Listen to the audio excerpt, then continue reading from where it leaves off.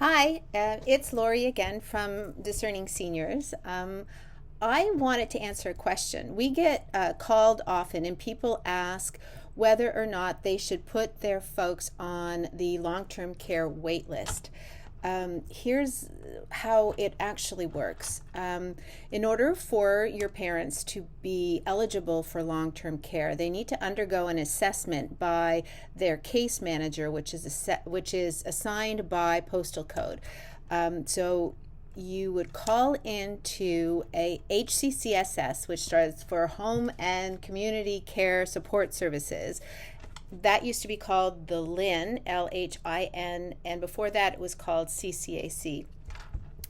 And based on where they live, they'll be assigned a case manager, and they will need to undergo an assessment where the case manager will determine whether or not your parents are able to perform all of the activities of daily living. And in Ontario, those are defined as feeding themselves, dressing themselves, bathing themselves, toileting themselves, whether or not they're continent, and whether or not they're able to transfer themselves if they are in a wheelchair. If your parents are unable to perform, I think it's a 4 at this point, of those activities of daily living, then they will be put on the wait list. Now, what's happening because of COVID, there is such thing as a crisis list, and it used to be for people in communities who were living on their own and it was no longer sustainable.